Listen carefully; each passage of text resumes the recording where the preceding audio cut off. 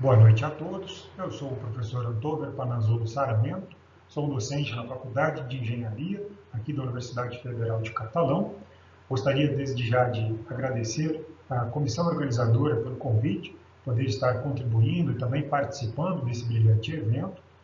Vou falar então sobre o delineamento composto central na otimização de misturas cimentícias e vamos falar primeiramente então de delineamentos experimentais e posteriormente seguir fazendo a apresentação de um estudo de caso, um passo a passo de como realizar essas análises. Para podermos falar de delineamento composto, ou delineamento composto central, dos diferentes delineamentos experimentais, primeiro precisamos entender o que é um delineamento experimental. O delineamento experimental é uma forma de nós conseguirmos planejar, realizar um projeto de experimento. Então, como que eu vou fazer o meu experimento? Quais são as variáveis que eu vou analisar? Quais serão os níveis que eu vou analisar? Então, por isso, nós passamos por uma etapa de projetar o experimento, uma etapa de delinear o experimento. Para tal, nós vamos entender quais são as variáveis que afetam o meu objetivo, a minha característica de interesse ou a minha variável de resposta. De tal forma, nós temos várias entradas, que são os fatores controláveis e os fatores não controláveis. Os fatores controláveis nós chamamos de x1, x2 e n valores de x que nós vamos controlar e nós vamos verificar o efeito deles na minha variável resposta. E nós temos alguns fatores que não são controláveis. Esses fatores, então, eles podem causar efeito, eles podem ter uma diferença na minha resposta, mas eu não consigo controlar. Alguns até têm possibilidade de controlar. Por exemplo, temperatura ambiente. Se nós realizarmos em um laboratório com temperatura controlada, nós conseguimos fazer uma minimização da variação em função dessa variável, desse fator que era não controlável. Mas ainda vai ter algumas variáveis, alguns fatores que serão não controláveis. Por isso que nós precisamos determinar quais serão aqueles fatores que nós controlaremos, que nós queremos analisar se o efeito deles é significativo ou não, se causa uma alteração na minha variável resposta. De forma que isso vai auxiliar na hora que eu for planejar, que eu for projetar o meu delineamento experimental, que eu pretendo seguir durante a minha fase experimental, na minha iniciação científica, lá na empresa, na indústria ou até mesmo no mestrado, numa dissertação. Para que possamos fazer o delineamento experimental, nós precisamos entender alguns princípios básicos e ter como esses princípios básicos para a realização do nosso experimento. Então, nós precisamos de aleatorização, replicação, blocagem e análise gráfica. De tal forma, vamos fazer um exemplo onde a Furana quer testar usando combustível de dois postos diferentes, dois tipos premium diferentes do posto 1 contra o posto 2, e quer verificar qual rende mais, qual nós temos aí um melhor efeito no consumo para o mesmo carro. Então, gosta mais do posto A. O seu esposo, o ciclano, gosta mais do posto B. O modo de dirigir, sabendo ser de um posto ou de outro, pode gerar um viés na tentativa de o ciclano ou a furana para tentar defender o posto que gosta mais de abastecer pelos seus N motivos. Esse efeito psicológico de saber que está abastecendo não pode causar um viés. Então, tentando melhorar o desempenho para um lado ou para o outro. Então, apertando mais no pedal, acelerando mais, o posto B gasta mais. Então, isso pode ter um viés, isso pode alterar a resposta de modo que a gente não quer que isso ocorra. Então, hidroxilo, que é o filho do casal, ele vai abastecer durante o teste sem informar os pais onde ele está abastecendo. Então, quando seus pais forem levá-lo para a faculdade, ele vai registrar o consumo de cada um deles durante essa etapa de experimento. Pode ser que ele nem avise os dias que ele vai fazer aleatoriamente, ele vai escolher determinados dias que ele vai pegar ou não o consumo do trajeto, sem também os pais saberem aonde está sendo abastecido. Então, furano e ciclano não sabem em que posto está sendo abastecido, podem não saber em que dias o filho vai fazer os registros. Então, assim, nós garantimos a aleatoriedade e minimizamos o viés. Nós diminuímos o viés, garantindo a aleatoriedade, para que os pais, né, que vão ser os objetos de estudo, que a gente poderia, né, causar aí um impacto se eles tivessem um conhecimento. Então, de tal forma, nós estaremos aleatorizando esses nossos dados. A aleatoriedade pode ser por sorteio também, existem várias formas de garantir. A aleatoriedade vai depender do tipo de experimento que está sendo realizado. Princípio de replicação. Seria suficiente apenas uma ida de cada um dos motoristas? Somente uma viagem seria suficiente para representar de fato o consumo? Para verificar se o consumo está semelhante, qual que é o valor médio de consumo, termos uma ideia do consumo real, é necessário que nós repliquemos várias vezes.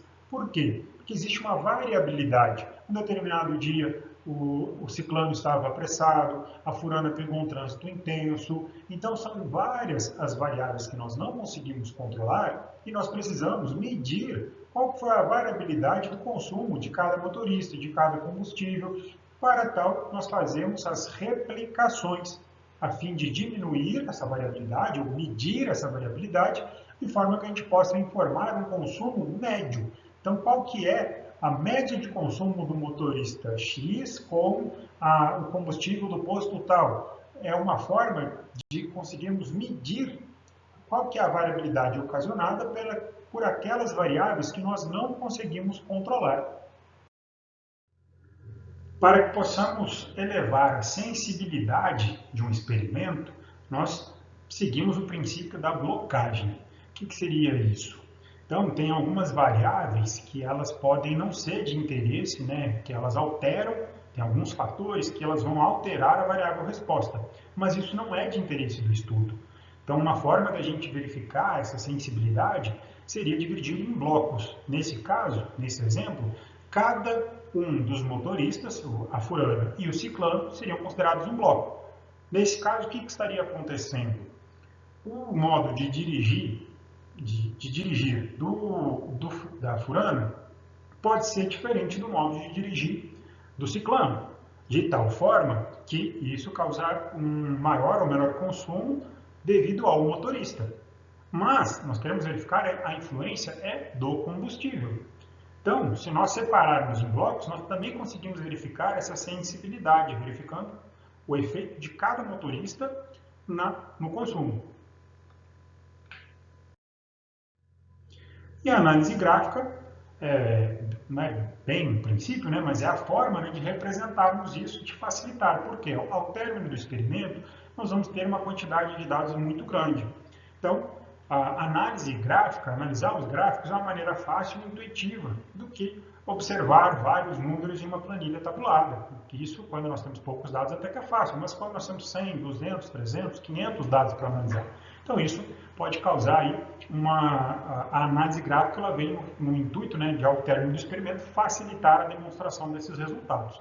Como podemos observar, então, em círculo está o consumo do ciclano.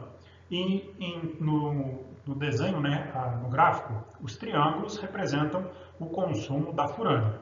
Em vermelho está o posto 1 e em azul temos o posto 2.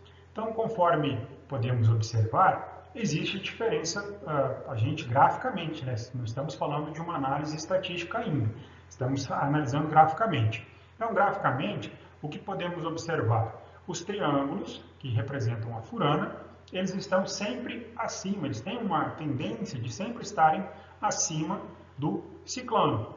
Ou seja, nós podemos inferir graficamente que a furana tem um modo de dirigir que causa, né, um consumo, ou seja, uma quilometragem por litro maior do que o ciclano. Ou seja, o ciclano dirige com o pé mais pesado, então isso causa consequência, né, que a gente pode ter pelo bloco. Então, fizemos bem, né, separar em blocos. E podemos verificar pelo posto 1 e pelo posto 2 que também há uma diferença. O consumo em quilômetro por litro ele é maior, quando a gente fala consumo em quilômetros por litro, está meio que contrário, né? Porque a gente diminui, quanto maior a quantidade de quilômetros por litro, né, menor o consumo de combustível. Então, uma maior quilometragem por litro é possível utilizando o combustível prêmio do posto 1 do que do posto 2. Então, essa seria a forma, né, gráfica de nós podermos fazer essa análise. É óbvio que é interessante confirmarmos as análises com análises estatísticas, nível de significância, que nós veremos agora com a continuidade dos delineamentos experimentais. Então, as vantagens de realizar um delineamento experimental permite que façamos uma análise com diversas variáveis, vários fatores, com uma grande variedade de níveis, então nós podemos controlar com 3, 5 diversos níveis. Pode se realizar de um modo mais fácil, econômico e mais rápido esses delineamentos experimentais que nós temos utilizados, né, para a otimização de experimentos. Vou pegar aqui um exemplo, se nós tivermos 3 fatores com 5 níveis, testando um fator, deixando fixo, né, o nível de um fator por vez, nós teríamos 25 ensaios. E quando nós realizássemos a matriz, combinação de todos os fatores, chegaríamos em 125 ensaios. Quando comparamos com um delineamento composto central, nós vamos precisar de apenas 20 ensaios para realizar o mesmo experimento, considerando 3 fatores e 5 níveis. São 8 ensaios no vértice do cubo, são 6 ensaios nos pontos axiais e nós temos 6 ensaios nos pontos centrais. Então, podemos já verificar que um fatorial completo contra um delineamento composto central, nesse caso, nós estamos reduzindo de 125 ensaios para apenas 20 ensaios. Após verificarmos, então, as vantagens dos delineamentos experimentais, vamos verificar alguns termos que são utilizados. Fatores. Então, nós definimos como as variáveis de controle, as variáveis de entrada. Comumente, os fatores são variáveis independentes. Então, numa dosagem de argamassa, cimento, cal e areia seriam os fatores que nós vamos controlar. Os níveis. Então, qual que vai ser, por exemplo, o consumo de cimento em quilogramas por metro cúbico, o consumo de cal em quilogramas por metro cúbico e o consumo de areia na composição dessa argamassa. Então, nós podemos ter N níveis dentro dos fatores. E nós temos a variável resposta, que é o nosso parâmetro de saída, que vai resultar da variação que nós fizemos nas variáveis de entrada. Nós chamamos essa variável resposta, ela tem aí como nome variável dependente. Por quê? Ela depende dos fatores, das alterações que nós fizemos nos fatores. Então, nesse caso, nós temos cimento, a cal e areia, são os nossos fatores. O consumo desses fatores são os nossos níveis e a variável resposta. Nós podemos analisar a absorção, nós podemos analisar resistência à compressão, resistência à tração na flexão. Então, nós temos nós podemos analisar a consistência. Então, isso vai ser as nossas variáveis respostas, que elas vão depender daquelas variáveis que nós estamos alterando e dos níveis dessas variáveis que nós estamos alterando. Alguns termos nós vamos utilizar, que vai definir qual que é o delineamento composto central que estamos utilizando, é ortogonalidade e rotabilidade. A ortogonalidade vai propiciar a estimação independente para os coeficientes do modelo e garante que o efeito e a interação das estimativas de interesse elas sejam independentes uns dos outros. A rotacionalidade ou rotabilidade proporciona variâncias idênticas para pontos situados à mesma distância do ponto central. Variância razoavelmente consistente e estável nos pontos de conhecimento das variáveis independentes. Então, nós temos a rotabilidade e a ortogonalidade. O cálculo do alfa é quem vai definir, o valor de alfa vai definir se o nosso delineamento é ortogonal ou rotacional.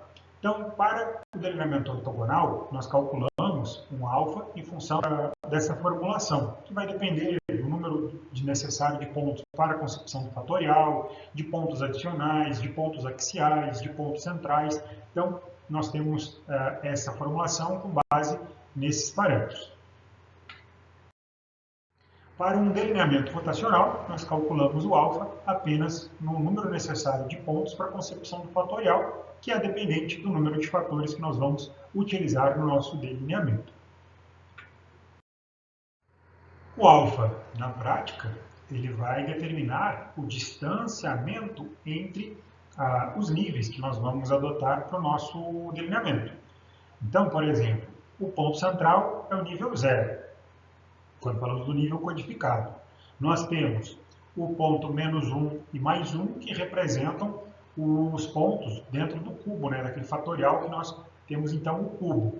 E os pontos axiais, aqueles mais extremos, eles vão ser definidos em função do alfa. Se rotacional ou se ortogonal, vai ser adotado um determinado alfa, e ele vai servir, então, para nós possamos fazer a distribuição, tanto codificado, menos alfa, menos 1, 0, 1 e mais alfa, tanto quanto nos valores reais que serão utilizados no experimento. Aqui temos um exemplo, onde o Rouvier, um aluno nosso, um egresso aqui do nosso curso, desenvolveu na sua dissertação.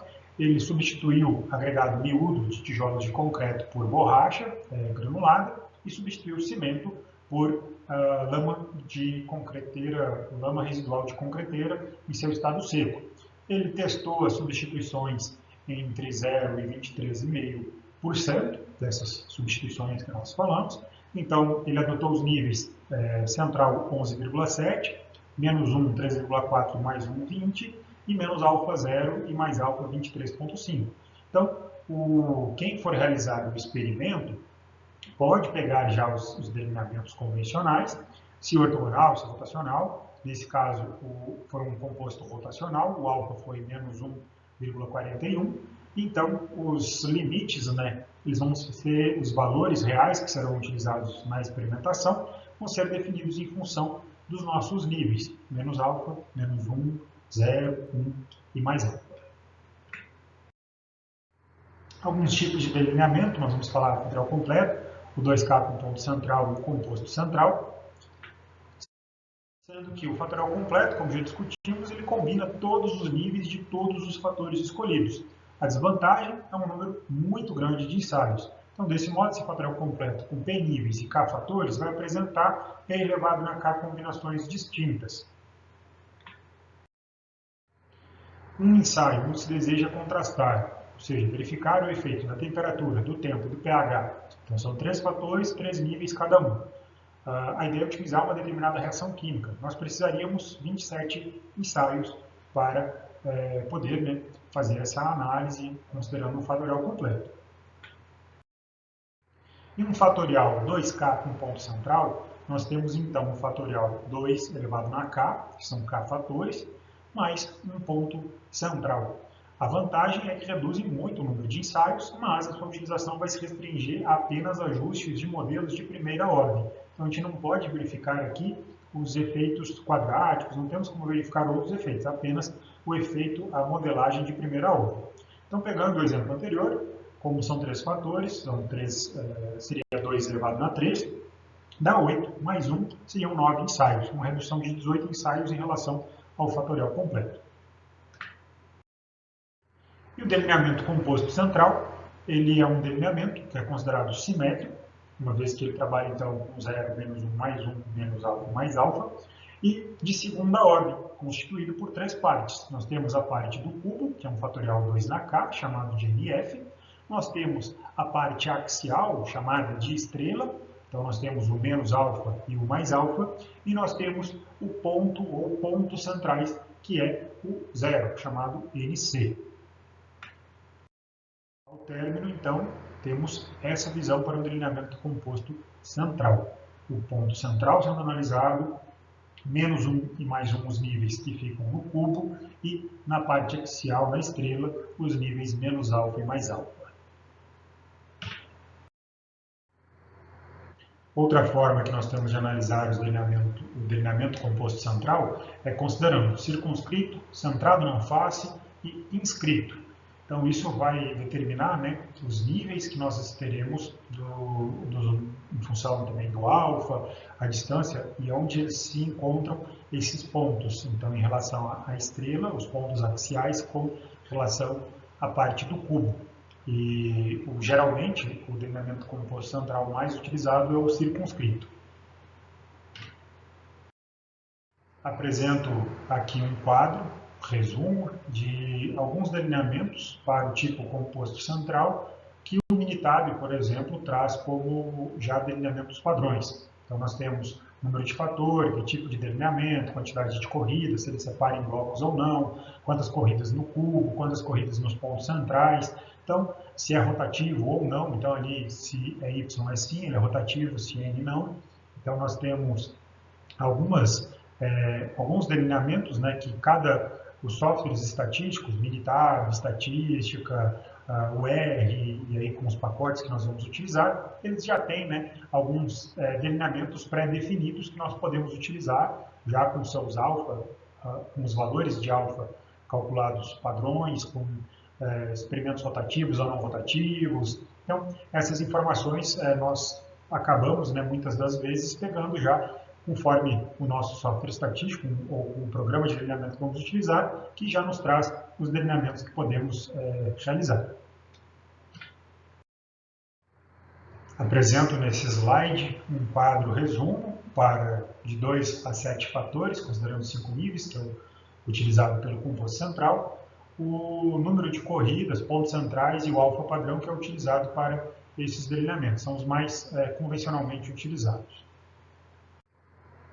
A metodologia de superfície de resposta é a forma estatística, matemática que nós vamos utilizar para poder fazer as análises e inferências em cima dos nossos dados obtidos pelo delineamento. A metodologia de superfície de resposta é uma ferramenta que permite que possamos refinar os modelos e obter o maior número de informações em cima dos nossos dados obtidos, da forma fácil, de uma forma gráfica, e que possamos, né, conseguir minimizar recursos e tempo.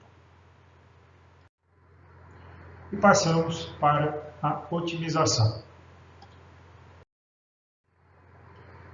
A otimização serve, então, para que possamos buscar qual que é a melhor resposta em função das variáveis estudadas.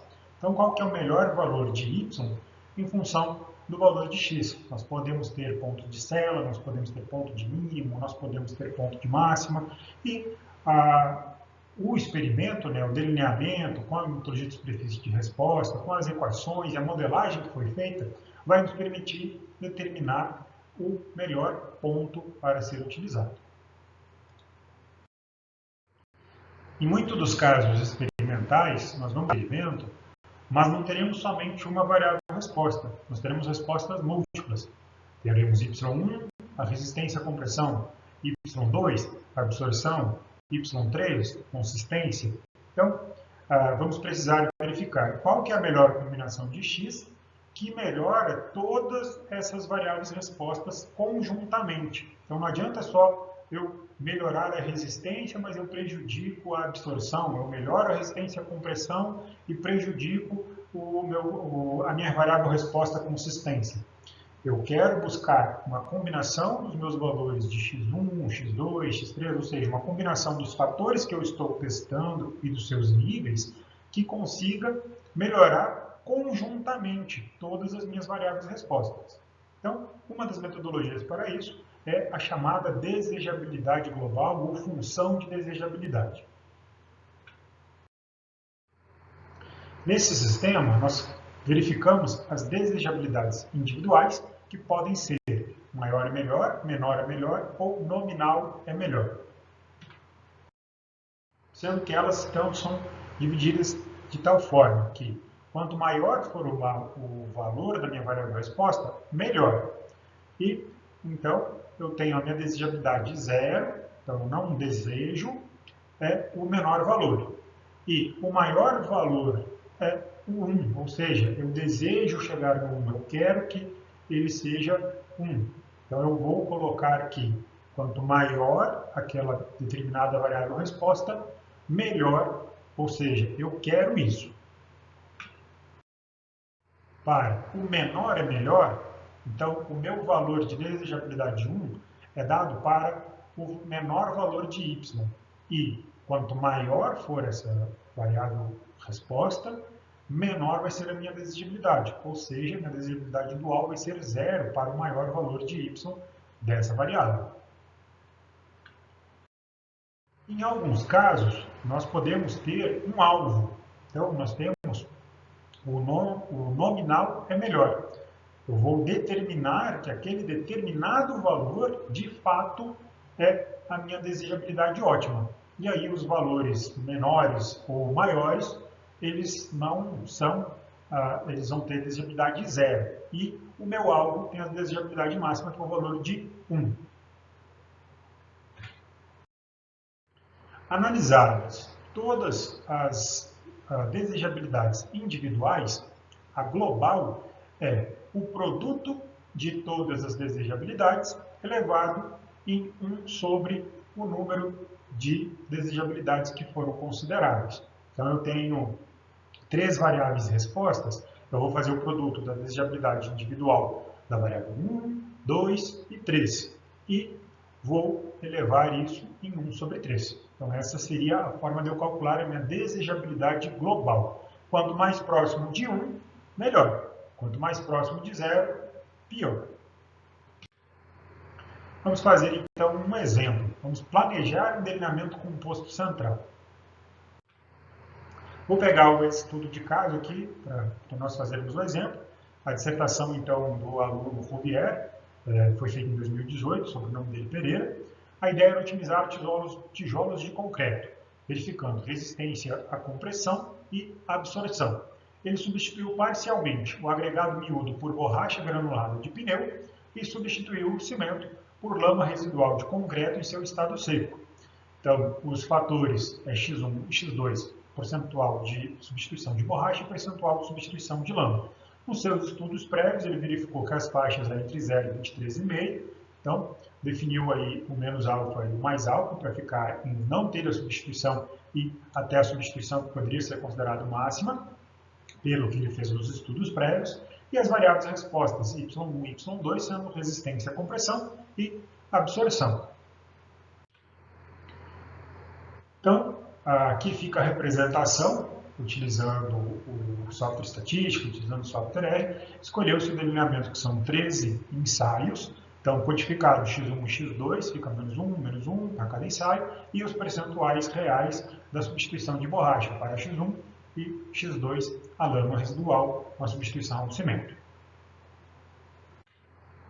E agora a gente vai, de fato, analisar esse composto central rotacional. Então, executa-se o experimento e obtém as variáveis respostas.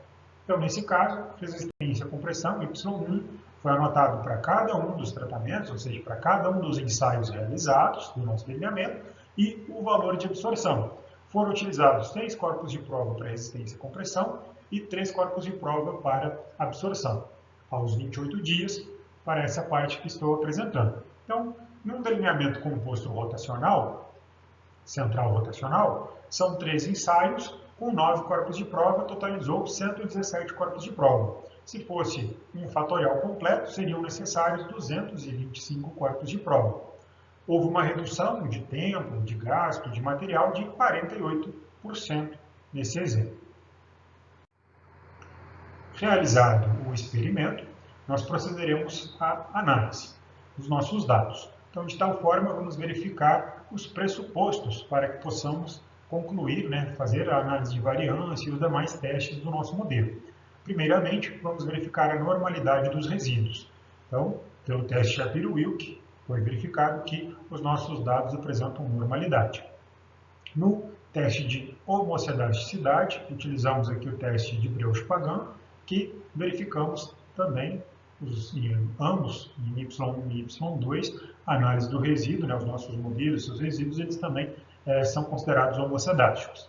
E a independência dos resíduos, nós podemos verificar pelo teste de Durbin-Watson, que não houve autocorrelação com os nossos resíduos para as variáveis, tanto no y1 quanto para o y2.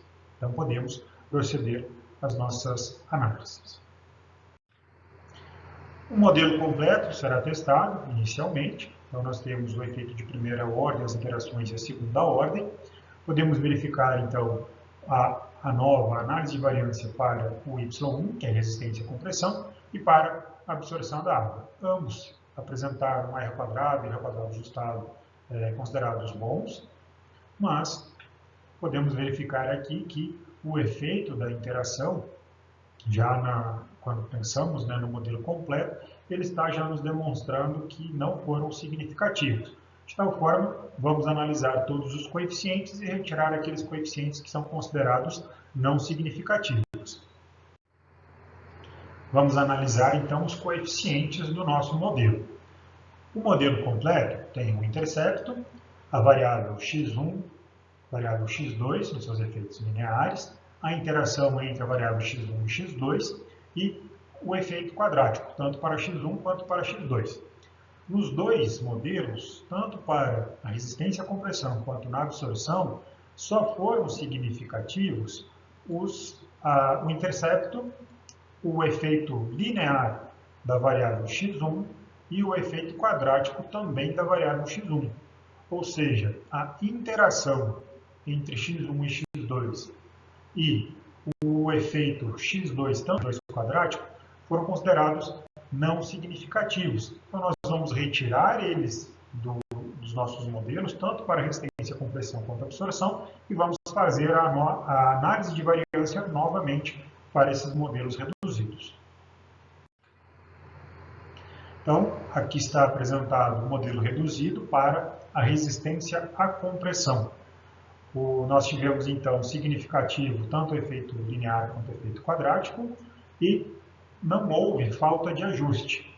Então, a falta de ajuste que podemos verificar ela é não significativa. Os coeficientes, apenas para confirmar, então, tanto o intercepto quanto o efeito linear e quadrático da variável x1 foram significativos. O modelo reduzido ficou, então, que resistência da compressão é igual a 5,66 menos 0,52 x1, sendo x1 a substituição parcial de borracha, mais 0,01 x1 ao quadrado, também a borracha. Para a absorção da água, verificamos então a análise de variância, verificando que tanto o efeito linear e quadrático estão significativos e que a falta de ajuste, o lack of fit, também foi considerado não significativo.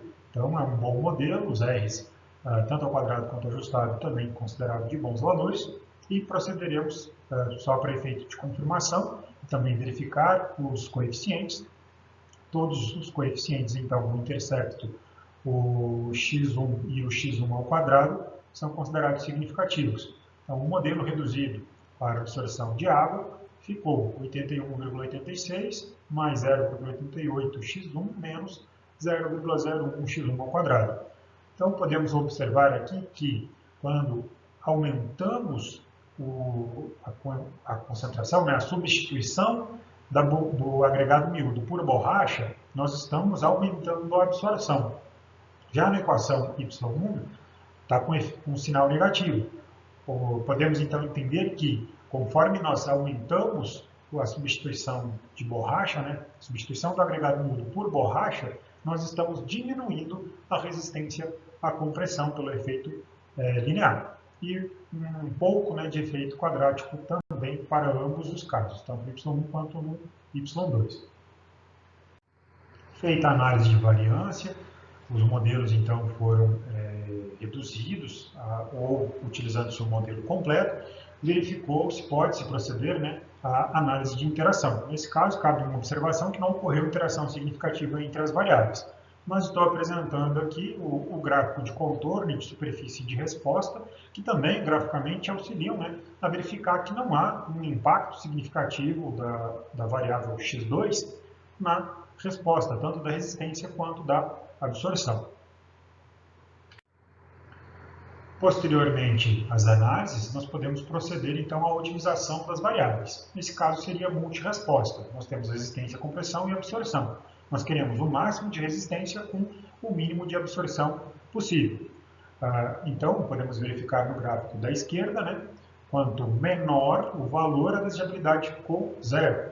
Maior a resistência à compressão com a desigibilidade máxima. E nós temos o caso inverso, já que a ideia é minimizar a absorção, o menor valor de absorção tomou a desigibilidade 1 e o maior valor de absorção se tornou a desigibilidade individual 0. De tal forma, geramos aí uma matriz, tem várias formas de realizar essa análise de desigibilidade e chegamos na conclusão de que a desigibilidade 1 seria atingida e não substituir nada. Mas não é o objetivo do nosso trabalho e ainda tem uma outra consideração que nós podemos fazer. Como o alvo do estudante era atender às normativas, uma das normativas que ele estudou, que ele estava atendendo, é que a resistência deveria ser superior a 3 MPa. E duas normativas, uma indicando a absorção em 20%, limite máximo, e outra limitando a 10% o limite máximo.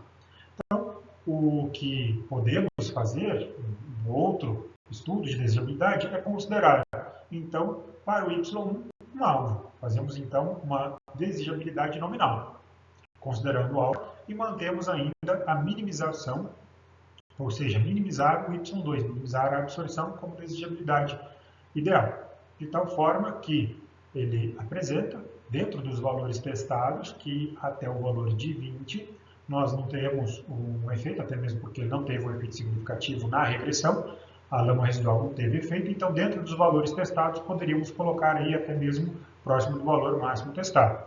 E mostrou que uma substituição de 4% permitiria ter uma resistência à compressão maior do que a mínima, que seria o alvo de 3 MPa, com a menor absorção dos nossos testes. Aqui no caso é apresentada a validação pelo estudante, ele escolheu fazer o traço de referência, ele considerou o limite, a lama residual, ele pegou o valor de 15% para fazer a substituição de cimento e 0,4 e 8% para a substituição de borracha, do agregado miúdo por borracha. De tal forma que ele também tomou um pouco mais, fez alguns cuidados com a questão granulométrica do agregado utilizado e também com a vibração imposta pela mesa, já pensando em como melhorar as respostas. Então ele pegou o delineamento, em função da desigibilidade, já pensou em melhorar mais alguns quesitos, de tal forma que ele conseguiu atender a resistência à compressão para todos os casos e só não atendeu a absorção de 10% no máximo para o caso em que ele substituiu 8% de agregado por borracha e 15% de lama residual, que é o traço 3. Então, nesse caso, ele fez a validação de tal forma, mas existem outras formas, ele poderia ter validado somente o melhor resultado e o traço sem substituição, então vai da escolha do pesquisador. O nosso grupo de pesquisa está começando alguns estudos que estão em andamento, que vamos utilizar o aprendizado de máquinas, então com base em alguns bancos de dados para argamassa, para concreto, concreto permeável, nós faremos a otimização, nós faremos a predição, modelos preditivos, para auxiliar na determinação dos fatores e dos níveis que serão utilizados nos delineamentos experimentais. Posteriormente, procederemos de fato para, utilizando superfície de resposta, utilizando modelos para verificar como que se sucedeu esses experimentos e proceder à otimização e validação em todas as etapas, né, desses nossos estudos. Fico à disposição para qualquer esclarecimento, para qualquer dúvida que possam ter, podem entrar em contato. Meu e-mail, então, fica à disposição. Muito obrigado novamente à comissão organizadora e obrigado pela atenção. Tenham todos uma boa noite.